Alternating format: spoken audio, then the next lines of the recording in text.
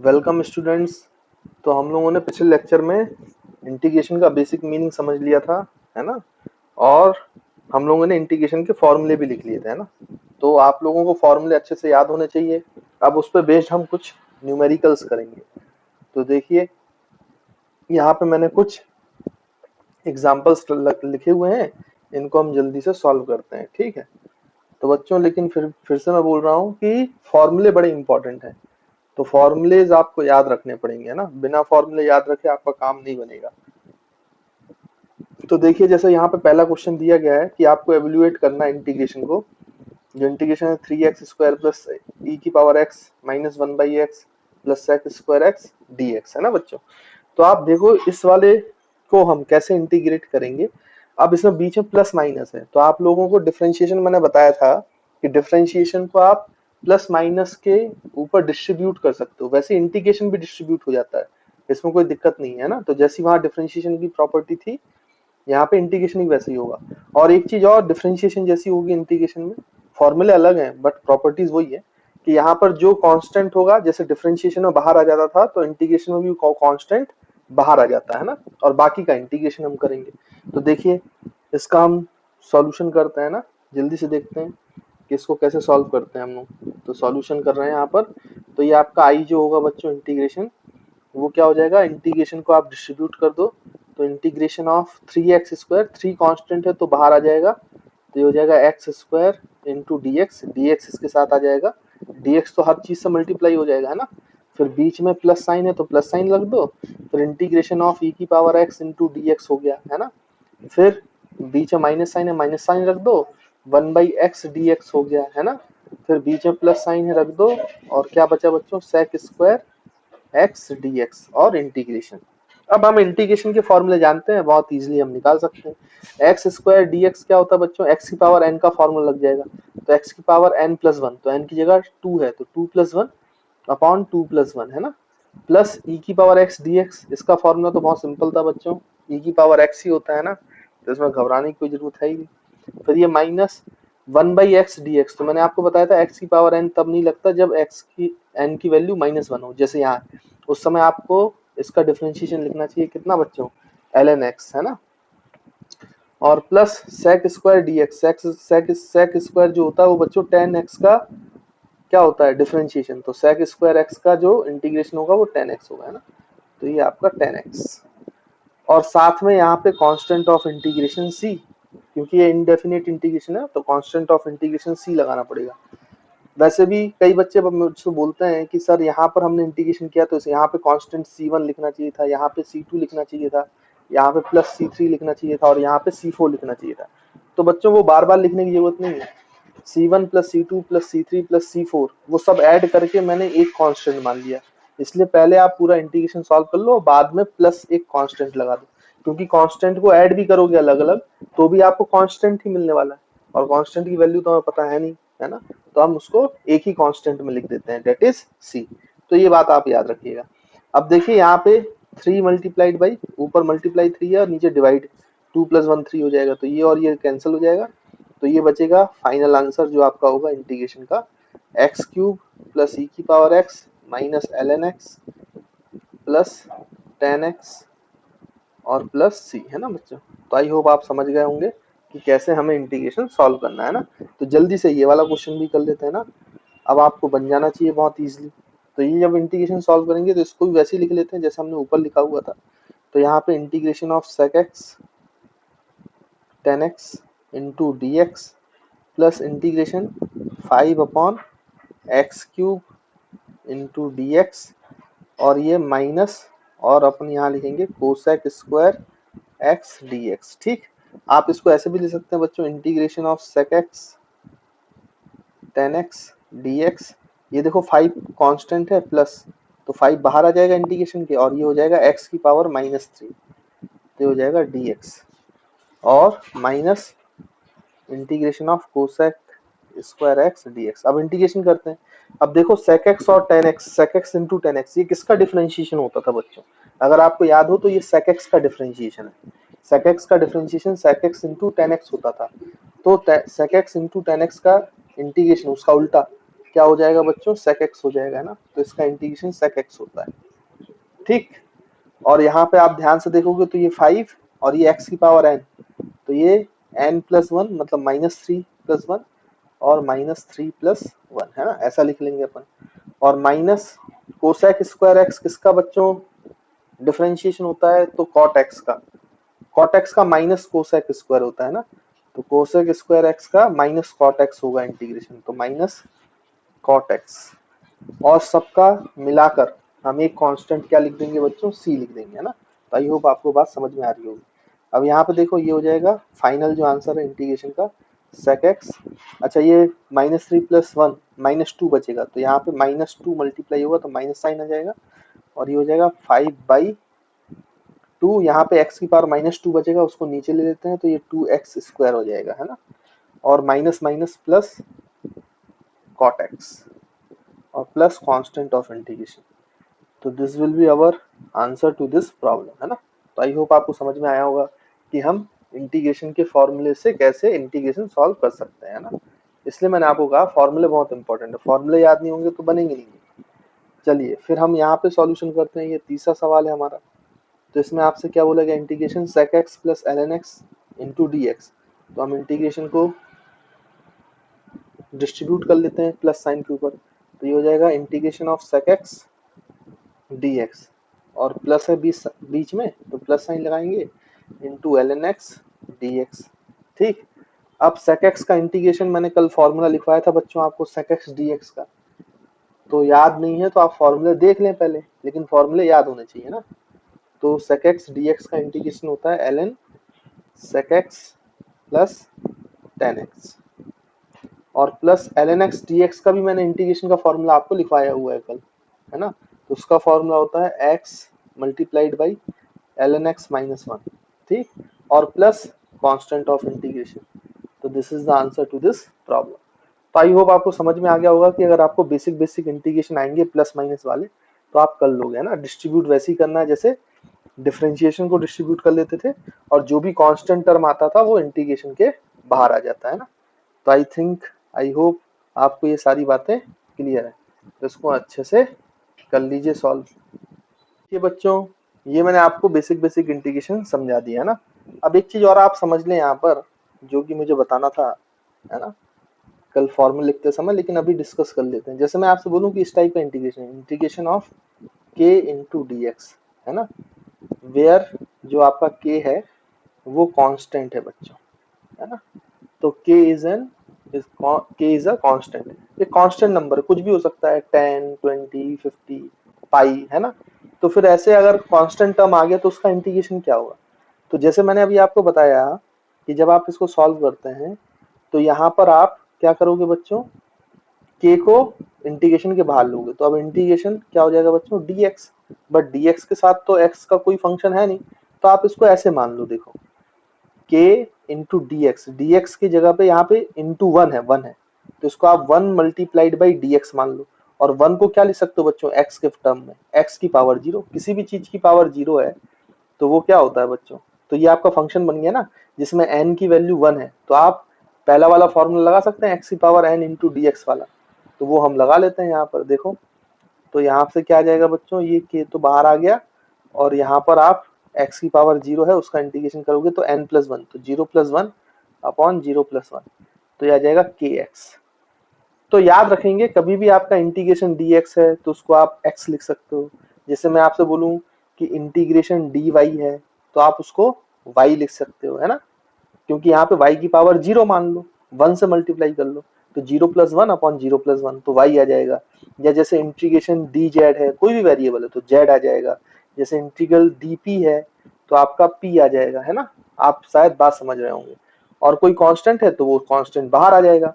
जैसे मान के चलिए कि आपको बोला गया कि भाई बताओ इंटीग्रेशन 25 डी जेड क्या होगा, तो आप बता सकते हो 25 बाहर आ जाएगा, इंटीग्रेशन डी जेड होगा, और डी जेड का इंटीग्रेशन सिंपली जेड हो जाता है, तो ये 25 जेड हो जाएगा, है ना। ऐसे कुछ ही बता सकते हैं आप। जैसे मैं आपसे बोलूं कि पाई डी एक्स का इंटीग्रेशन क्या होगा, पाई कांस्टेंट है तो पाई बाहर ले लो, और यहाँ पे इंटीग्रेशन dx हो जाएगा, और dx का इंटीग्रेशन आपको लॉजिक से बता ही चुका हूँ, वो बार बार लिखने की जरूरत नहीं है, डायरेक्ट आप लिख सकते हो पाई एक्स, है ना। तो आई होप आपको ये बात भी क्लियर होगी, जहां पे एक वेरिएबल सिंपल होगा dz, उसको जब आप इंटीग्रेट करोगे तो वो एक स्मॉल जो चेंज है वो पूरा z में कंप्लीट हो जाएगा, या y में कंप्लीट हो जाएगा, या फिर x आ जाएगा उसकी जगह, है ना। तो आई होप आपको ये बात क्लियर होगी, है ना। तो इनको ऐसे इंटीग्रेशन करते समय जब भी ऐसे आएंगे तो हम इस तरीके से इंटीग्रेशन को यूज कर लिया करेंगे, ठीक। आगे देखिए, मैं आपको और भी एग्जांपल्स कराता हूँ, है ना। तो देखिए बच्चों, अब हम लोग नेक्स्ट क्वेश्चन कर रहे हैं, और इस क्वेश्चन में हम क्या करेंगे कि थोड़ा सा प्रैक्टिकल केस लेके चल रहे हैं, है ना। और मैंने याद करो आप लोगों को जब इंटीग्रेशन पढ़ाया था तो मैंने आपको बताया था कि कांस्टेंट ऑफ इंटीग्रेशन की वैल्यू आप निकाल सकते हो अगर आपको कुछ इनिशियल पैरामीटर्स दिए, अगर वो नहीं देंगे तो आप कांस्टेंट ऑफ इंटीग्रेशन नहीं निकाल पाओगे। तो इसको हम समझते हैं एक एग्जांपल के थ्रू, है ना। तो मैंने आपसे बोला कि फाइंड, क्वेश्चन है आपका, find the position x, find the position of a particle, position of a particle जिसको हम x बोल रहे हैं ना, पोजीशन ऑफ अ पार्टिकल कहां पर बच्चों, x उसको बोल दिया है ना, from from velocity of particle, कहां से निकालना है बच्चों, वेलोसिटी जो गिवन है वहां से निकालना है, velocity of particle which is given as, which is given as, जो कि दी गई है, क्या दी गई है, तो देखिए v is equals to T square plus T, है ना, v is equals to T square plus T, और आपको बोला गया है and at x is equals to 1 metre, या फिर आप ऐसा बोल लो and x is equals to 1 metre at t is equals to 1 second. 1 second पे वो पार्टिकल किस पोजीशन पे था बच्चों, 1 मीटर पे था। ये आपको कंडीशन गिवन है, ये आपको इनिशियल पैरामीटर्स गिवन है ना। तो अब देखो आप इसको कैसे सॉल्व करोगे, हमें तो पोजीशन निकालना है। आप पोजीशन कैसे सॉल्व करेंगे, तो देखिए उसका हम सॉल्यूशन करते हैं। तो सॉल्यूशन यहाँ पे आप ध्यान से देखो तो जो वेलोसिटी है वो आपको गिवन है, कितनी गिवन है बच्चों, टी स्क्वायर प्लस टी, ठीक। अब अगर वेलोसिटी गिवन है तो वेलोसिटी का एक और फॉर्मूला होता है, अगर आपको याद हो, हम वेलोसिटी को dx बाई dt लिख सकते हैं, dx बाई dt, है ना। ये मैं पहले बता चुका हूँ डिफरेंशिएशन में। ये तो वेलोसिटी इंस्टेंटेनियस रेट है ना, किसी भी टाइम पर instantaneous rate dx by dt which is equals to T square plus T. तो ये dt को आप इधर ले जाओ, तो इसको dt को अगर आप इधर ले जाओगे तो आपको क्या मिलेगा, देखो आप यहाँ पे बचेगा LHS में dx और dt का यहाँ मल्टीप्लाई हो जाएगा, तो ये हो जाएगा T square plus T dt। अब आपको तो पोजीशन चाहिए x, और ये स्मॉल अमाउंट ऑफ चेंज है, तो इससे पोजीशन कैसे निकालेंगे बच्चों, आपको क्या करना पड़ेगा, इंटीग्रेशन। अब आपको पोजीशन चाहिए तो आपको इंटीग्रेट करना पड़ेगा, तो dx का इंटीग्रेशन आपको पोजीशन मिल जाएगा x, और यहाँ पर आपको जो इंटीग्रेशन करोगे तो आपको टाइम के फॉर्म में पोजीशन मिल जाएगा। देखो अब ये कितना है, तो यहाँ से आप देख पा रहे होंगे कि टी स्क्वायर dt का इंटीग्रेशन करना पड़ेगा, और प्लस आप डिस्ट्रीब्यूट कर लो टी dt हो जाएगा। तो यहाँ से बताओ बच्चों क्या हो जाएगा, टी स्क्वायर dt का इंटीग्रेशन आपको पता है t की पावर 2+1 अपॉन 2+1, तो t क्यूब अपॉन 3, और यहाँ पे प्लस t की पावर 1 है, तो t की पावर 1+1 तो टी स्क्वायर बाई 2, और प्लस कांस्टेंट ऑफ इंटीग्रेशन। अब यहाँ पे c की वैल्यू नहीं पता चली, है ना बच्चों। ये पोजीशन का फॉर्मूला बन गया, आप किसी भी टाइम पर पोजीशन निकाल सकते हो इस फॉर्मूले से, लेकिन दिक्कत क्या है कि ये जो फॉर्मूला है ये इनकम्प्लीट फॉर्मूला है, इनकम्प्लीट फॉर्मूला। क्यों इनकम्प्लीट फॉर्मूला है, क्योंकि आपको अभी एग्जैक्ट पोजीशन नहीं मिलेगी, क्योंकि आपको c की वैल्यू ही नहीं पता, तो एग्जैक्ट पोजीशन नहीं मिलेगी, इसलिए ये कैसा फॉर्मूला है बच्चों, इनकम्प्लीट। तो इसको कंप्लीट करने के लिए हमें c की वैल्यू चाहिए। अब c की वैल्यू हमें कैसे पता चलेगी, तो हमें यहाँ पर कुछ इनिशियल पैरामीटर्स दिए गए, इनिशियल पैरामीटर्स। तो देखिए इनिशियल पैरामीटर्स क्या बोल रहा है कि जब समय कितना हुआ 1 सेकेंड, तो आपका जो डिस्प्लेसमेंट है, पोजीशन है, वो 1 मीटर है। यानी कि अगर आप पोजीशन 1 मीटर रखो तो टाइम कितना रखो बच्चों, 1 सेकेंड, है ना। तो हम बोल सकते हैं at t equals to 1 second, x is equals to 1 metre. तो आप अगर टाइम को 1 सेकंड रखोगे तो x की वैल्यू 1 मीटर मिलनी चाहिए, तो हम वैल्यू पुट कर देते हैं। तो देखो x की जगह 1 मीटर पुट कर दिया और टाइम की जगह 1 सेकंड पुट कर दिया, तो 1 का क्यूब 1, 1/3 हो जाएगा, प्लस 1 का स्क्वायर 1, तो 1/2 हो जाएगा, और प्लस c। अब आप यहाँ पे इसको फर्दर सॉल्व करोगे तो ये 1 इज इक्वल्स टू 1/3 और इसका तो ये 6 है ना बच्चों, और ये 5, तो 5/6 आ जाएगा और प्लस c आ जाएगा। तो यहाँ से आप c निकाल सकते हो, constant of integration. This is 1/1 minus 5/6, तो दिस विल बिकम 1/6।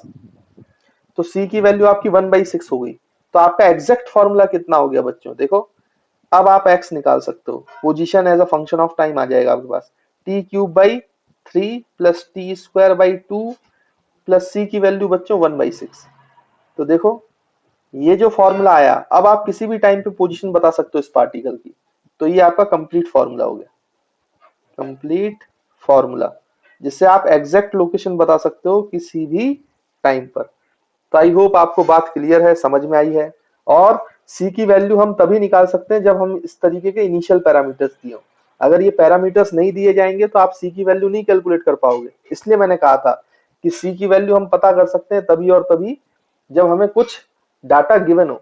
बिना डाटा के हम सी की वैल्यू पता नहीं कर सकते, है ना। तो आई होप आपको ये बात क्लियर हो गई होगी। तो देखिए स्टूडेंट्स, यहाँ पे एक क्वेश्चन दिया गया है, क्या बोला गया है, acceleration of a particle is given by acceleration is equal to 3t³ plus 2t metre पर सेकंड स्क्वायर, और आपको वेलोसिटी फाइंड करना है, find the velocity of particle. और आपको ये बताया गया है, इनिशियल पैरामीटर्स दिए गए हैं कि t इक्वल्स टू 1 सेकंड पर जो आपकी वेलोसिटी है वो 2 मीटर पर सेकंड रही है ना। तो इसका यूज करके हम निकाल लेंगे बहुत आसानी से। तो देखिए सॉल्यूशन कैसे करेंगे। तो कई बच्चों को ये डाउट जाता है कि सर मुझे इंटीग्रेशन किसका करना है, कैसे करना है। तो अभी आप तो ये रूल याद करो कि अगर आपको पोजीशन से वेलोसिटी निकालनी है तो आपको डिफरेंशिएशन करना है, वेलोसिटी से एक्सेलरेशन निकालना है तो डिफरेंशिएशन करना है। वहीं इसका उल्टा करना है, एक्सेलरेशन से वेलोसिटी निकालनी है तो इंटीग्रेशन करो, और वेलोसिटी से पोजीशन निकालनी है तो इंटीग्रेशन करना है ना। बाकी जब आपको चैप्टर में पढ़ाया जाएगा अलग अलग चैप्टर में, तो आपको समझ में आता जाएगा कि मुझे कब इंटीग्रेशन करना है और कब डिफरेंशिएशन करना है। अब इसका सॉल्यूशन देखते हैं। तो आपको एक्सेलरेशन से वेलोसिटी चाहिए, मतलब मुझे इंटीग्रेशन का सहारा लेना पड़ेगा। तो यहाँ पे देखिए एक्सेलरेशन का जो फॉर्मूला होता है बच्चों, वो दिया गया है आपको कितना, 3t² प्लस 2t, और एक्सेलरेशन को आप dv/dt लिख सकते हो, है ना, ये मैंने पहले बताया हुआ है। या फिर आपको याद होगा rate of change of velocity upon time, है ना। अब ये स्मॉल चेंज है, इंस्टेंटेनियस, इसलिए dv/dt। तो ये हो जाएगा 3t² प्लस 2t, फिर यहाँ पे dv हो जाएगा, dt को उधर ले जाओ आप, तो 3t² plus 2t into dt। अब इंटीग्रेशन सॉल्व कर लो। अब देखो बच्चों, आपको मैंने बहुत सारे क्वेश्चन स्टेप बाय स्टेप कराए हैं, अब हम डायरेक्ट करेंगे, है ना। इसका इंटीग्रेशन डायरेक्ट सीखो आप, तो ज्यादा अच्छा लगेगा आपको। ये वेलोसिटी स्मॉल, जो आपका वेलोसिटी में चेंज है वो लार्ज बनेगा तो वेलोसिटी बन जाएगा ये, और इसका इंटीग्रेशन करेंगे तो 3 बाहर आ जाएगा, t² का, सॉरी t³ है यहाँ पर, है ना, मैंने t² लिख दिया, t³। तो t³ का जो इंटीग्रेशन होगा वो होगा t⁴/4, और 3 इसके कांस्टेंट था तो ये बाहर बाहर था तो इसको बाहर लिख लिया अपन ने। फिर प्लस 2 t का डिफरेंस इंटीग्रेशन हो जाएगा, t का इंटीग्रेशन t²/2, तो 2 और 2 कैंसिल हो जाएगा, और plus constant of integration c आ जाएगा, है ना। तो वेलोसिटी का आपका फॉर्मूला बन गया 3t⁴/4 plus t² plus constant of integration c। अब हमें c की वैल्यू चाहिए। c की वैल्यू के लिए देखो बच्चों, हमें ये इनिशियल पैरामीटर्स दिए तो इनका यूज कर लेते हैं हम लोग। तो t इक्वल्स टू 1 सेकंड पर, at t equals to 1 second आपकी वेलोसिटी कितनी है बच्चों, 2 मीटर पर सेकंड। तो यहाँ पे हम वेलोसिटी की वैल्यू 2 मीटर पर सेकंड रखेंगे, तो t की वैल्यू क्या रखनी पड़ेगी बच्चों, 1 सेकंड, है ना। तो ये LHS में 2 रख देते हैं और यहाँ पे 3। तो देखिए बच्चों, यहाँ पे आप टाइम की वैल्यू 1 सेकंड डालो, वेलोसिटी की वैल्यू 2 सेकंड डालो, तो हमने डाल दी। और 3/4 t की जगह 1 सेकंड डालोगे तो 1⁴ तो 1 ही होगा, तो उसको लिखने की जरूरत है नहीं, मल्टीप्लाइड बाई 1, है ना। प्लस t², तो 1 का स्क्वायर 1 ही होगा, और प्लस c, है ना। तो इसको आप जब फर्दर सॉल्व करोगे तो 2 इज इक्वल टू कितना बचेगा बच्चों, देखो ये इसका आप वो ले लो एलसीएम, तो ये 4 + 3 7/4, है ना, और प्लस c, और ये इधर जाएगा तो c की वैल्यू कितनी हो जाएगी बच्चों, देखो 2 - 7/4, 2 माइनस 7/4, तो ये हो जाएगा 8 माइनस 7/4। तो यहाँ से आप फर्दर सॉल्व करोगे इसको, तो ये कितना आ जाएगा 1/4। ठीक, तो c की वैल्यू आ गई 1/4। तो जो हमारा एग्जैक्ट फॉर्मूला है, कंप्लीट फॉर्मूला है, वो क्या हो जाएगा वेलोसिटी का, 3t⁴/4 plus T square plus C 1/4, है ना। तो आई होप आपको समझ में आ गया होगा कि हम c की वैल्यू इनिशियल पैरामीटर्स का यूज करके कैसे निकाल सकते हैं और इंटीग्रेशन कहाँ अप्लाई कर सकते हैं। तो बच्चों, हमने इंटीग्रेशन के कुछ क्वेश्चंस समझ लिए और हमने देखा कि हम कांस्टेंट ऑफ इंटीग्रेशन c की वैल्यू कैसे निकाल सकते हैं और कब निकाल सकते हैं ना, और किन क्वेश्चंस पे निकाल सकते हैं।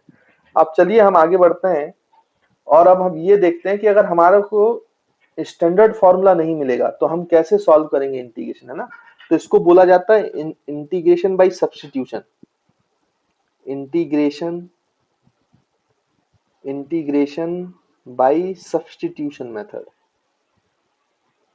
सब्स्टिट्यूशन मेथड, है ना। तो देखिए कैसे, मेरे कहने का क्या मतलब, जैसे हमने डिफरेंशिएशन में चेन रूल पढ़ा था, जब डिफरेंशिएशन का डायरेक्ट फॉर्मूला अप्लाई नहीं होता था, है ना बच्चों, तो वहां पे हमने चेन रूल पढ़ा था। तो यहाँ पे उसको कैसे सॉल्व करते हैं, तो जो डिफरेंशिएशन में चेन रूल था यहाँ पे उसको सब्स्टिट्यूशन मेथड बोलते हैं ना। अब इसका कैसे प्रयोग करते हैं वो हम समझते हैं कुछ एग्जांपल्स के थ्रू। तो जैसे मान लीजिए आपको कहा गया कि भाई आपका एक इंटीग्रेशन है जिसको एवेल्युएट करना है, और ये इंटीग्रेशन है आपका बच्चों इंटीग्रल 3x+5 का की पावर 4 इंटू dx। अब ऐसा आ गया, अब आप जानते हो कि इस तरीके के इंटीग्रेशन का आपको डायरेक्ट फॉर्मूला नहीं पता भाई, है ना। इसका फॉर्मूला थोड़ा सीखा है। अगर आपका x की पावर 4 होती तो आपको इसका फॉर्मूला पता था, लेकिन ये तो 3x+2 है और इंटू में dx, तो इसका हमें इंटीग्रेशन करना है। तो अब सब्स्टिट्यूशन मेथड हम अप्लाई करेंगे। हम ये कोशिश करेंगे कि हम ऐसा कोई वेरिएबल मान लें जिसके कारण ये जो फॉर्मूला है ये डायरेक्ट फॉर्मूला बन जाए, और जब ये डायरेक्ट फॉर्मूला बन जाए तो हम उसको सॉल्व कर लें, और जो चीज हमने वैल्यू मानी थी उसको वापस x के टर्म्स में पुट कर दें, जैसा कि हम चेन रूल पे करते थे। तो देखिए यहाँ पे भी हम वही करेंगे, उसको हम सब्स्टिट्यूशन मेथड बोल रहे हैं इंटीग्रेशन में, है ना। तो देखिए कैसे करते हैं सॉल्व। तो ये जो पूरी अंदर की चीज है ना, इसको डायरेक्ट फॉर्मूला बनाना है। तो डायरेक्ट फॉर्मूला बनाने के लिए जो अंदर की चीज है इसको आप t मान लो, नया वेरिएबल t, है ना। तो इसका सॉल्यूशन करते हैं और समझते हैं सॉल्यूशन। जो आपका इंटीग्रेशन के अंदर की चीज है लेट, जो अंदर की चीज है डायरेक्ट फॉर्मूला बनाने के लिए, है ना। तो मैं यहाँ पर क्या करूंगा, 3x+5 को t मान लूंगा, let 3x+5 is equals to t। अब लेकिन अगर आपने इसको t मान लिया तो ये t की पावर 4 हो गया, और यहाँ dx है तो इंटीग्रेशन होगा नहीं। दोनों साइड अंदर और बाहर आपको वेरिएबल सेम चाहिए, तो यहाँ आपको dt चाहिए होगा। तो हम dt कैसे बनाएंगे, dx को आप dt में कैसे कन्वर्ट करेंगे, तो देखो हम इससे इसका यूज करके करते हैं। तो यहाँ पे हम क्या लिख सकते हैं, differentiate this equation with respect to x, differentiate this equation with respect to x। तो अगर हम डिफरेंशिएट करें तो 3x का डिफरेंशिएशन 3 हो जाएगा और 5 का डिफरेंशिएशन 0 हो जाएगा विथ रेस्पेक्ट टू x, और t का differentiation with respect to x, तो dt/dx। अब ये dx आप उधर ले जाओ, 3 को इधर ले आओ, तो यहाँ से dx की वैल्यू क्या आ जाएगी बच्चों, t के कंपैरिजन में 1/3 इंटू dt, है ना। 3 नीचे आ गया तो 1/3 इंटू dt, और देखो 1/3 एक कांस्टेंट टर्म है, मतलब dx भी dt में कन्वर्ट हो गया और अंदर का पूरा फंक्शन भी हम t मान सकते हैं, तो एक ही वेरिएबल में आ गया और अब डायरेक्ट फॉर्मूला बन जाएगा। आप सब्स्टिट्यूट करो, इसलिए तो बोला गया सब्स्टिट्यूशन मेथड। आप t की वैल्यू, मतलब जो अंदर की वैल्यू उसमें t सब्स्टिट्यूट करो और dx की वैल्यू dt के टर्म्स में सब्स्टिट्यूट करो। तो देखो इंटीग्रेशन क्या बन जाएगा आपका, तो इंटीग्रेशन बन जाएगा t की पावर 4, ये पूरी अंदर की चीज वो हो गई, और ये dx हो जाएगा 1/3 dt। अच्छा 1/3 कांस्टेंट है तो मैं बाहर ले लेता हूं और अंदर सिर्फ dt लिख लेता हूं। तो देखो अब इंटीग्रेशन बन गया t की पावर 4 dt। अब तो ये डायरेक्ट फॉर्मूला है, t की पावर 4 भी है और dt के रेस्पेक्ट में डिफरेंशिएट करना है, दोनों वेरिएबल सेम है। तो अब फॉर्मूला लगा सकते हैं x की पावर n वाला, तो लगा लो बच्चों। तो ये क्या हो जाएगा 1/3 इंटू टी की पावर 5/5, है ना। आपको पता ना n+1/n+1, तो इंटीग्रेशन सॉल्व करके एवल्यूएट करके क्या आ गया बच्चों, t की पावर 5/15, और इसको वापस से t की वैल्यू को x के टर्म्स में पुट कर दो, तो ये हो जाएगा 3x+5 की पावर 5 डिवाइड बाई 15, है ना। तो आई होप आपको क्लियर है कि हमने इंटीग्रेशन को कैसे निकाला है। ठीक, तो 3x प्लस 5 की पावर 5 अपॉन 15, तो दिस इज अवर आंसर, है ना। इस तरीके से आपको आंसर निकालना है, और प्लस एक कांस्टेंट ऑफ इंटीग्रेशन लिखना पड़ेगा, है ना, उसको तो भूलना नहीं है, एक plus C constant of integration, है ना। तो देखिए बच्चों, इसको और अच्छे से समझने के लिए हम एक दो एग्जांपल्स और करते हैं, ताकि आपको चीजें और क्लियरिटी से समझ में आए। ठीक, जैसे मान लीजिए आपको ऐसा क्वेश्चन दिया जाए, i इज इक्वल टू, आपको एवेल्युएट करना है integration of sine 3x plus 5 into dx। अब देखो, ये डायरेक्ट फॉर्मूला नहीं है, आपको ये पहले बात समझना चाहिए कि आपको इंटीग्रेशन कहाँ लगाना है, कहाँ नहीं लगाना। तो देखो, जब आपको डायरेक्ट फॉर्मूला नहीं बन रहा है, मिल नहीं रहा है, तो आप हमेशा सब्स्टिट्यूशन के बारे में सोचा करो, है ना। फिर इंटीग्रेशन बाय सब्स्टिट्यूशन करना चाहिए अपन को। तो यहाँ पे देखो कोई डायरेक्ट फॉर्मूला नहीं है, अंदर 3x प्लस 5 है, तो इसको हम किससे सॉल्व करेंगे बच्चों, सब्स्टिट्यूशन मेथड से। अब आप ध्यान से देखो, तो यहाँ पर क्या लिखेंगे हम, जो अंदर की चीज है इसको डायरेक्ट फॉर्मूला बनाने की कोशिश करेंगे। तो अंदर की चीज जो है साइन के ब्रैकेट में जो है उसको हम t मान लेंगे। तो हम बोल सकते हैं let 3x plus 5 is equals to T, 3x plus 5 is equals to T. तो आपको अब यहाँ पर dx को भी रिप्लेस करना पड़ेगा dt से, तो इसको डिफरेंशिएट करो। तो हम लिखेंगे differentiate this equation, differentiate this equation with respect to x। तो डिफरेंशिएट करो, तो 3x का डिफरेंशिएशन 3 और 5 का डिफरेंशिएशन 0, तो उसको लिखने की जरूरत है नहीं। और t का differentiation with respect to x, तो dt अपॉन dx। तो आप dx को इधर ले जाओ, तो dx की वैल्यू आ जाएगी 1/3 dt, है ना बच्चों। अब ये 1/3 dt आ गया है, तो इसके बाद इसको सॉल्व करने के लिए क्या करेंगे हम, ये सारी वैल्यू सब्स्टिट्यूट कर दो, 3x प्लस 5 की जगह t रख दो और dx की जगह आप 1/3 dt रख दो, तो आपका इंटीग्रेशन डायरेक्ट फॉर्मूले में कन्वर्ट हो जाएगा। तो ये इंटीग्रेशन साइन, ये अंदर की चीज पूरी t हो गई, और dx की वैल्यू 1/3, तो 1/3 कांस्टेंट है तो बाहर, इनटू dt। अब देखो ये डायरेक्ट फॉर्मूला बन गया, साइन t dt। यहाँ पे x होता था तो यहाँ x होता था, यहाँ t है तो यहाँ t होना चाहिए, सेम वेरिएबल होना चाहिए। तो देखो साइन t dt का डायरेक्ट फॉर्मूला आपको पता है भाई, क्या होता है बच्चों, माइनस कॉस x, लेकिन x की जगह यहाँ पे t है बच्चों, है ना। तो हम लिख सकते हैं -1/3 इंटू कॉस t और प्लस कांस्टेंट ऑफ इंटीग्रेशन, है ना। तो यहाँ पे आप ऐसे भी लिख सकते हो 1/3 cos t, t की जगह वापस से वैल्यू डाल दो x के टर्म्स में, 3x प्लस 5 और प्लस कांस्टेंट ऑफ इंटीग्रेशन, है ना। तो आई होप आपको ये क्लियर होगा बच्चों। और देखो एक क्वेश्चन और कर लेते हैं हम लोग इस पे बेस्ड, ताकि और अच्छे से समझ में आए कि ये सब्स्टिट्यूशन मेथड कैसे यूज करना है। तो जैसे मान लो आपके पास ऐसा एग्जांपल है कि इंटीग्रेशन ऑफ e की पावर ax प्लस b और इंटू dx, ये आपसे पूछा गया है कि इसका एवल्यूएशन करना है, इंटीग्रेशन करना है। अब इसका इंटीग्रेशन कैसे करेंगे, तो वही सब्स्टिट्यूशन मेथड, क्योंकि ये डायरेक्ट फॉर्मूला तो बनेगा नहीं, क्योंकि e की पावर x नहीं है ना। तो हम क्या करेंगे कि लेट जो आपका a की पावर x प्लस b है उसको आप t मान लो, है ना। फिर वही काम differentiate with this equation with respect to x। तो अब मैं पूरा नहीं लिख रहा हूं बच्चों, मैं यहाँ पे अब स्टेप खा रहा हूँ धीरे धीरे, क्योंकि हमें जल्दी सॉल्व करना आना चाहिए ना, ऐसे हम टाइम नहीं ले सकते हैं। तो देखो मैंने ax प्लस b को t मान लिया, और देखो मैं यहाँ पे 2 स्टेप खाऊंगा, ये बीच वाली स्टेप भी नहीं लिखूंगा, मैं डायरेक्ट इस पे आ रहा हूँ। अब ये कैसे लिखा जाता है आप ध्यान सुने, जब आप LHS को x के रेस्पेक्ट में डिफरेंशिएट कर रहे हैं तो इसको पूरा डिफरेंशिएट कर लो x के रेस्पेक्ट में, तो ये बचेगा 3, और जब ये 3 बचेगा तो इनटू में जहां पे x है उसके मल्टीप्लाई में dx लिख दो, देखो ऐसे dx। और फिर राइट हैंड साइड में आप t का डिफरेंशिएशन कर लो, तो जैसे t का डिफरेंशिएशन 1 होगा और मल्टीप्लाई में आप dt लिख दो। तो डायरेक्ट ऐसे करना है, और आपको किताबों में ऐसा ही लिखा हुआ मिलेगा, तो ये आपको सीखना है। ये मैं 3-4 स्टेप्स लिखने वाला नहीं हूं, देखे मैं आपको बताऊं कैसे कि आप LHS में डिफरेंशिएट करो विद रिस्पेक्ट टू x। तो आपको पता है ax का डिफरेंशिएशन a बचेगा, और b कांस्टेंट है, a और b कांस्टेंट है, तो b कांस्टेंट है तो कांस्टेंट का डिफरेंशिएशन 0। तो जब आपने x के रेस्पेक्ट में डिफरेंशिएशन कर लिया तो मल्टीप्लाइड बाय dx कर लो। फिर यहाँ पे t का डिफरेंशिएशन करो, तो with respect to t, t का डिफरेंशिएशन 1 होता है, और मल्टीप्लाइड बाय dt कर दो, तो ये इक्वल्स टू dt। तो आप अगर इस तरीके से डिफरेंशिएट करोगे तो यही रिजल्ट आएगा आपका। मैंने डायरेक्ट लिख दिया एक लाइन में, है ना। तो ऐसा करना हमें सीखना पड़ेगा आपको। तो ये हो जाएगा dx is equals to dt into 1/a। तो dx की वैल्यू dt के टर्म्स में आ गई, और ax प्लस b को हमने t तो माना ही हुआ है। तो हमारा इंटीग्रेशन का फॉर्मूला क्या बन गया बच्चों, इंटीग्रल e की पावर t dt। अब देखो ये डायरेक्ट फॉर्मूला बन गया, और 1/a जो कांस्टेंट था उसका मल्टीप्लाई हुआ, dx की जगह हमने dt/a किया, तो 1/a बाहर ले गए।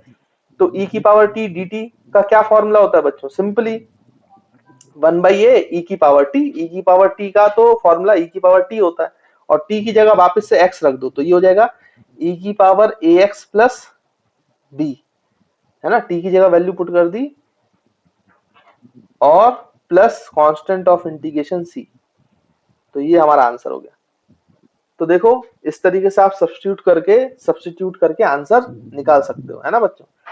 अब आप ध्यान से देखें तो ये जो मैंने आपको सवाल दिए थे ना, ये पूरे के पूरे सवाल हम एक लाइन में लिख सकते थे। मतलब इनके आंसर कितने लाइन में लिख सकते थे बच्चों, एक लाइन में। ये सब करने की कोई जरूरत नहीं पड़ती। आप ध्यान से देखें तो इसमें एक आपको पैटर्न दिखाई देगा। अगर वो पैटर्न आपने पकड़ लिया तो आप एक लाइन में आंसर लिख सकते हो। देखो हुआ क्या है कि आपको कहीं पर भी t मानना पड़ा है, तो वो ax प्लस बी टाइप का फंक्शन है। ax प्लस बी टाइप का फंक्शन देखो, आप कहीं पर भी देखो, ये भी 3x प्लस मतलब लीनियर फंक्शन है। जहां पे x होना चाहिए था वहां x की जगह कोई लीनियर फंक्शन है, 3x प्लस 5, 3x प्लस 5, या फिर ax प्लस b। जहां पे x की मैक्सिमम पावर 1 होती है उसको लीनियर फंक्शन बोलते हैं। तो x ना होके लीनियर फंक्शन है, मतलब ax प्लस बी टाइप है, ax प्लस बी टाइप। और इसका जो इंटीग्रेशन होता है ना बच्चों, इसमें जो x का कोफिशिएंट है वो डिवाइड हुआ है केवल। देखो यहाँ भी डिवाइड हुआ है, यहाँ पे भी a डिवाइड हुआ है, मतलब 1/3 डिवाइड हो गया था। यहाँ पे भी देखो x का कोफिशिएंट a है जो वो डिवाइड हुआ है। तो इस पैटर्न का यूज करते हुए हम एक रूल बना लेते हैं, फॉर्मूला बना लेते हैं। देखो ये रूल क्या है, मैं आपको रूल समझाता हूं। यहाँ पे देखिए, है ना। आप उसके बाद आप देखना इसका एक लाइन में आंसर कैसे लिख सकते हो आप, और कोई भी ऐसा क्वेश्चन है उसका आंसर कैसे लिख पाएंगे। देखिए जैसे मैं आपसे बोलूं भाई कि यहां पर जब आप इंटीग्रेंड है, इंटीग्रेंड में अगर एफ एक्स की जगह एफ डैश एक्स की जगह, जैसे मान लीजिए आपका integration of F dash X, है ना, ये हमने पहले सीखा था ना format, F dash X DX का इंटीग्रेशन क्या होता था बच्चों, F X plus some constant C, यही हमने सीखा था। अब मान लीजिए एक्स की जगह को भी लीनियर फंक्शन आ जाए, है ना। अगर इफ ऐसा है देन हम बोलेंगे एफ डैश में एक्स की जगह अगर लीनियर फंक्शन आ जाए, मतलब ए एक्स प्लस बी टाइप आ जाए, और ए और बी कांस्टेंट हो, ए और बी कांस्टेंट हो, और इनटू डीएक्स करना पड़े, तो इसका जो डिफरेंशिएशन, इसका जो इंटीग्रेशन होगा, देखो बच्चों ये ए एक्स प्लस बी ही आ रहा है हर जगह पर, यानी कि function of A X plus B ही आएगा जो भी डिफरेंट इंटीग्रेशन है। बट इसमें जो कोफिशिएंट ऑफ एक्स है ए, जैसे इसमें 3 था, इसमें 3 था, इसमें ए है, वो बाहर डिवाइड हो जाता है, तो 1/a से मल्टीप्लाई हो जाता है। मतलब आपको वही इंटीग्रेशन का फॉर्मूला लगाना है, बस x की जगह क्या लेना है बच्चों, ax प्लस b, और डिवाइड बाई a कर देना है जो x का कोफिशिएंट है, और plus constant of integration c रहेगा। अगर आपको ये रूल पता है, ये रूल, तो आप देखो इसका एक एक लाइन में आंसर निकाल लेंगे। कैसे, मैं आपको समझाता हूं। देखिए इसका अगर आप चाहें तो 1 लाइन में आंसर लिख सकते थे इस पूरे का, है ना। तो मैं आपको लिख के बताता हूं एक लाइन में आंसर, अगर आपने ये रूल अच्छे से देखा। देखो यहाँ पर अगर ये x की पावर 4 होता, अगर ये x की पावर 4 होता, तो x की पावर 5/5 इंटीग्रेशन होता, x की पावर 5/5। अगर ये पूरा x की पावर 4 होता तो इसका बच्चों इंटीग्रेशन क्या होता, x की पावर 5/5। लेकिन x की क्या है बच्चों, 3x plus linear function ax plus b, तो हम लिखेंगे 3x प्लस 5 की पावर 5 डिवाइड बाई 5, है ना। ये तो इंटीग्रेशन हो गया, क्योंकि अब ये लीनियर फंक्शन था, सिर्फ x नहीं था, 3x प्लस मतलब ax प्लस b टाइप था। तो इसका जो x का कोफिशिएंट है 1 3 3 3, ये डिवाइड हो जाएगा, देखो ये रिजल्ट में। तो यहाँ पे हम मल्टीप्लाइड बाई 1/3 कर देंगे, 3 से डिवाइड कर देंगे, तो देखो आपका इंटीग्रेशन डायरेक्ट आ गया, 3x प्लस 5 की पावर 5 अपॉन 3 इंटू 5 15, और plus c constant of integration. देखो एक लाइन में आंसर आया बच्चों, अगर आप ध्यान से देखें। वैसे ही आप इसके लिए भी कर सकते थे, अगर ये रूल आपको पता है। आपको करना क्या है, कि अगर यहाँ पर बच्चों साइन एक्स होता, साइन एक्स, तो साइन एक्स का इंटीग्रेशन क्या होता, माइनस कॉस एक्स। लेकिन एक्स या लीनियर फंक्शन है, ए एक्स प्लस बी टाइप्स, ए एक्स प्लस बी टाइप्स, तो यहाँ पे ए एक्स प्लस बी लग दो कॉस में, इंटीग्रेशन तो वही रहेगा, बस एक्स की जगह ए एक्स प्लस बी आएगा। तो यहाँ पे 3x प्लस 5 है ए एक्स प्लस बी की जगह, ठीक। और अब जब लीनियर फंक्शन आ गया तो जो x का कोफिशिएंट है वो डिवाइड हो जाएगा। तो यहाँ पे x का कोफिशिएंट कितना है बच्चों, 3।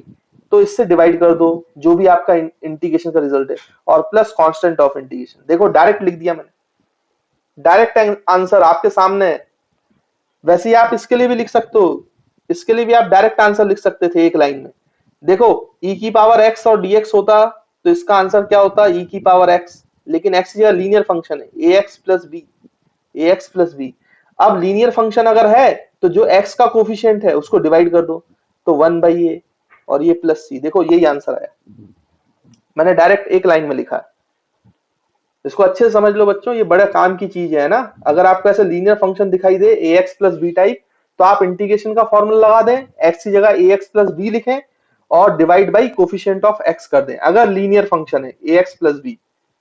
तब देखिए बच्चों, जो हमने सब्स्टिट्यूशन मेथड में लीनियर फंक्शन का सब्स्टिट्यूशन सीखा है, लीनियर फंक्शन का, है ना, ये वाला रूल तब यूज मत करना अगर यहाँ पे साइन ब्रैकेट में एक्स स्क्वायर हो, तब यूज नहीं करोगे। उसको कैसे किया जाएगा वो मैं बताऊंगा, सिर्फ लीनियर फंक्शन होना चाहिए, तब आप ये वाला रूल यूज करना, ठीक।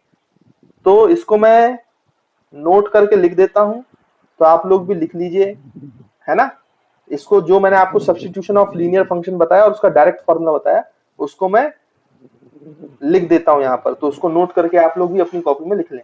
तो लिखिए, when integrand, when integrand, when integrand is not in direct form, is not in direct form। Direct form का मतलब कोई डायरेक्ट आपका फॉर्मूला नहीं बना रहा है, ठीक। Of integration, direct form of integration, integration, then a part of integration, then a part of, then a part of it is substituted, then a part of it is substituted, substituted। तो when integrand is not in direct form of integration, then a part of it is substituted by a new variable, substituted by a new variable to transform the integrand, to transform the integrand, to transform the integrand into direct form, to transform integrand into direct form, then the result, then the result of direct integration, result of direct integration, integration can be used, can be used, ताकि हम direct integration का result जो है वो use कर पाए। और बाकी आप लीनियर फंक्शन अगर हो तो ये फॉर्मूला आप डायरेक्ट अप्लाई कर लें, है ना, ये कॉन्सेप्ट डायरेक्ट अप्लाई कर लें, है ना। जैसे एक लास्ट इसी पे बेस्ड मैं आपसे क्वेश्चन पूछ लेता हूँ एग्जांपल के तौर पर, और उसका आंसर हम लिख लेंगे जल्दी से। जैसे आपसे बोला गया i is equals to sec square 10x into dx, तो इसका इंटीग्रेशन क्या होगा बच्चों, देखो sec x होता तो इसका इंटीग्रेशन होता sec स्क्वायर x का 10x, है ना। लेकिन यहां पर अंदर a प्लस बी टाइप है, इसमें b जीरो है बच्चों। देखो ax तो है बट b नहीं है, तो b जीरो है, तो b से हमें कोई लेना देना भी नहीं है, x का जो कोफिशिएंट है वो डिवाइड हो जाता है। तो इसका इंटीग्रेशन होगा बच्चों कितना, sec स्क्वायर x का 10x, लेकिन x की जगह 10x है तो 10 ऑफ 10x लिख देंगे और डिवाइड कर देंगे x के कोफिशिएंट से। तो x का कोफिशिएंट यहाँ पर क्या है बच्चों, 10, तो 1/10 इंटू 10x और प्लस कांस्टेंट ऑफ इंटीग्रेशन, है ना। तो आई होप आपको समझ में आ गया होगा कि लीनियर फंक्शंस का इंटीग्रेशन डायरेक्ट कैसे लिखा जाता है ना, जो कोफिशिएंट ऑफ x है उसको डिवाइड कर लेना होता है।